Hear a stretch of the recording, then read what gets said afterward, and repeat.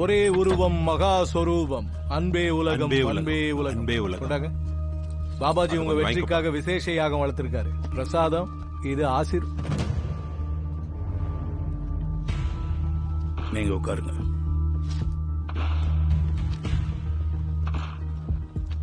என்னாச்சு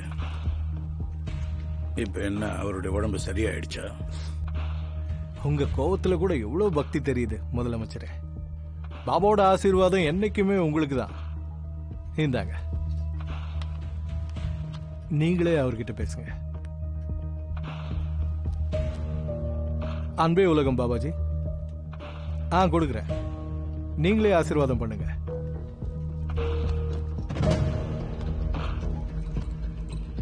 வணக்கம் பாபாஜி, சொல்லுங்க.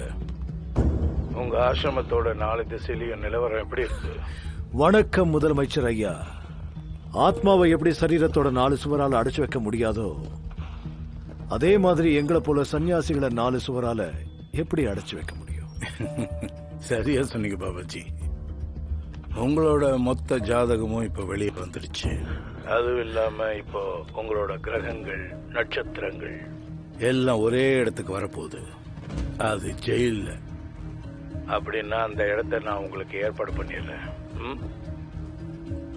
ஃபண்டிங் எங்களோடது, ஆனா பப்ளிசிட்டி அந்த ஹுக்கும் சிங்குக்கு. போது நிறுத்திக்க. ஆசிரமத்தை மூடுங்க. முதலமைச்சர் ஐயா, உங்களை இது இந்த அளவுக்கு டென்ஷன் படுத்தும் நாங்க நினைக்கவே இல்லை. சொல்ல போனா எங்களுக்கும் இதுல வருத்தம் இருக்கு. உங்களோட வெற்றிக்காக நாங்க ஒரு மிகப்பெரிய நிகழ்ச்சிக்கு ஏற்பாடு பண்ணிருக்கோம். நீங்க அதுல கலந்துக்கணும். அதான் எங்களுடைய விருப்பம். எங்க குருஜியுடைய ஆசீர்வாதமும் உங்களுக்கு தான். அன்பே உலகம், அன்பே உலகம், அன்பே உலகம், அன்பே உலகம்.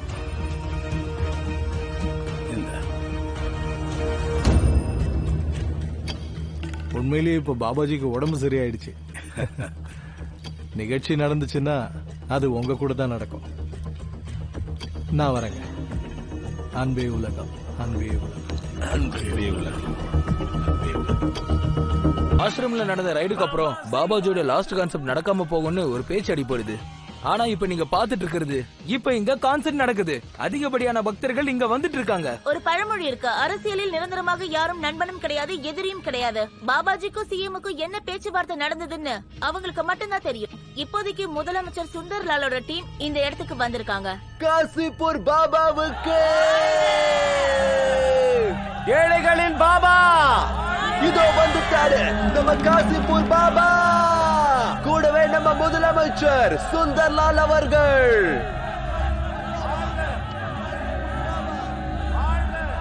சும்மா சொல்லக்கூடாது. முழுமையா குணமடைஞ்சிட்டீங்கன்னு நினைக்கிறேன். உங்க உடல்நிலையை பார்க்கும்போது உண்மையிலேயே எனக்கு ரொம்ப சந்தோஷமா இருக்கு. குணமாகிதான் தீரணும், இல்ல உங்களுக்கு உடம்பு சரியில்லாம போயிடும்.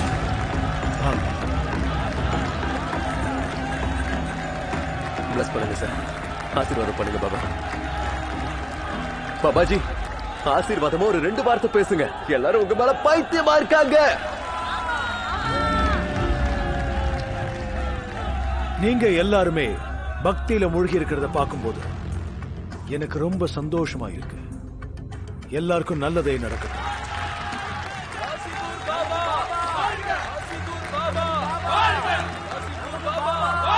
பாபாஜி, எலெக்ஷனோட கடைசி கான்செப்ட்ல நீங்களும் சிஎம்மும் ஒன்னா இருக்கிறத பாக்கும்போது எனக்கு என்ன தோணுதுன்னா, நீங்க சிஎம் சாருக்கு தான் சப்போர்ட் பண்றீங்களா? கண்டிப்பா. இதோ நம்ம பக்கத்துல இருக்கிற இவர் உண்மையிலேயே மிகவும் புகழ் பெற்றவரும் ரொம்ப புத்திசாலியுமான முதலமைச்சர். அதோட எனக்கு முழு நம்பிக்கை இருக்கு. புத்திசாலியான மக்கள் அவங்கள ஆள போறவங்களை கண்டிப்பா சரியா தான் தேர்ந்தெடுப்பாங்க.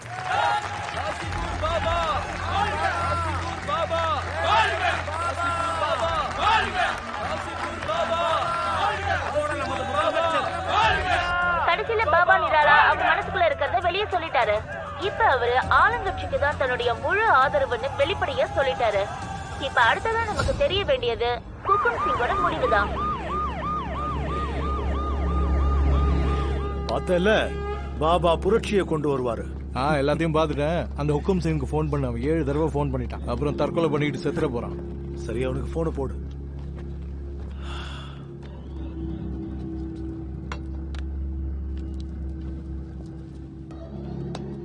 பாபாஜி என்றும் எப்போதுமே வெற்றி. எதுக்காக கவலைப்படுறீங்க ஹுக்கும்? பாபாஜி, உங்க மனசுல என்ன இருக்குன்னு எனக்கு தெரியல. உங்களுக்கே நல்லா தெரியும், அந்த சுந்தர்லால் அவன் ஒரு நன்றி கெட்டவன். அவன் உங்களுக்கே தெரியாம உங்களை வெட்டி தூர போட்டுருவான். அது உங்களுக்கே தெரியல. அட, அவனை வெட்ட விடுப்பா, வெட்டட்டும். நீ ஏன் கவலைப்படுற? ஆனா பாபாஜி, நீங்க என்ன சொன்னீங்களோ அதே மாதிரி தானே நான் செஞ்சேன். கொடுக்க வேண்டிய பணத்தையும் கொடுத்தாச்சு, அண்ட் கான்சர்ட்டுக்கு போறதையும் நிப்பாட்டிட்டேன். ஆனா உங்க மேடையில அவனுக்கான பிரச்சாரம் மட்டும்தான் நடக்குது.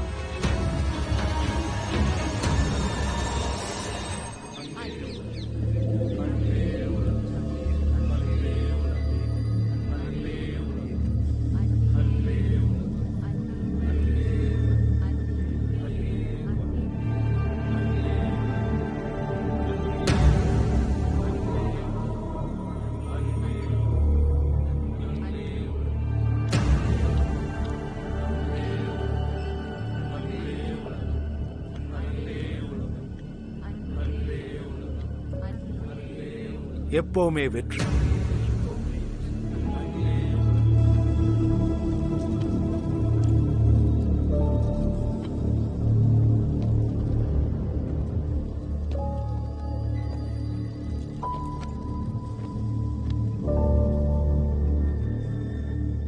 யசஸ்வி பவ.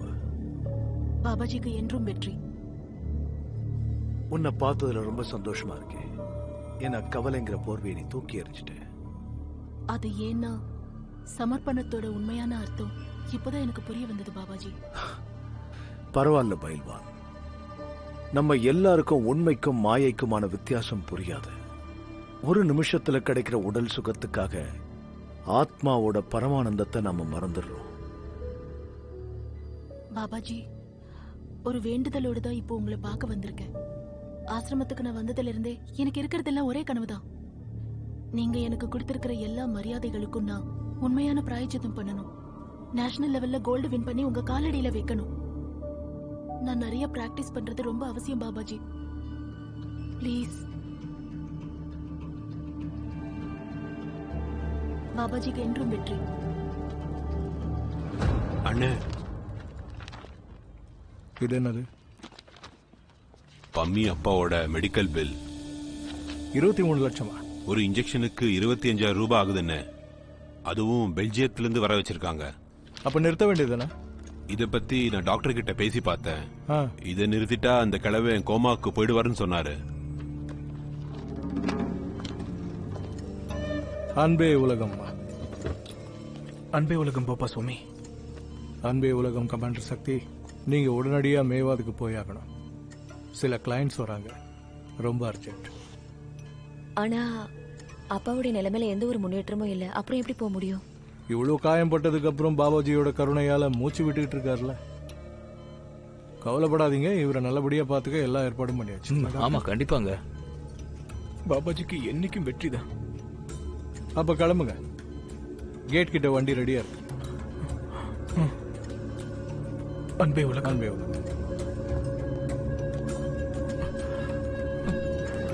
சக்தி, சக்தி, என்ன பிருந்தாவனத்துல விட்டுடுறியா?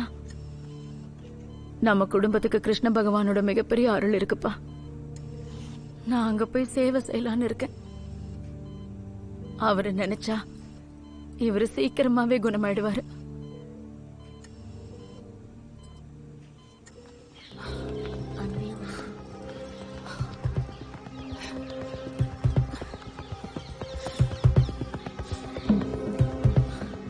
அன்பே உலகம் சாத்தியமா? உன் வேண்டுதல பாபாஜி நிறைவேற்றிட்டாரு. 2 மணி நேரம் காலையிலயும் சாயங்காலமும் எவ்வளவு வேணுமோ பிராக்டிஸ் பண்ணிக்க.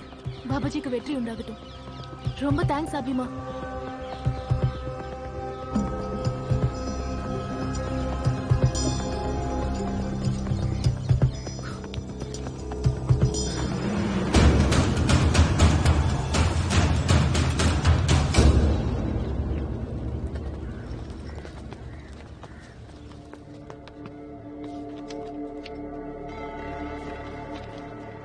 அன்பே உலகங்க.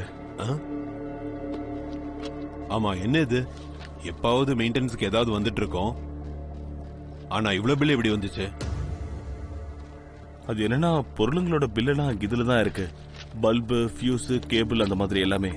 பொருள் ரேட்லாம் யார் உங்களை போட சொன்னா? அப்ரூவல் யார் கொடுத்தாங்க? அது எனக்கு ஒண்ணுமே புரியலையே. கொடுங்க, நான் மாத்தி கொடுத்துறேன். சரி, என்கிட்ட எல்லா டீடைல்ஸும் இருக்கு.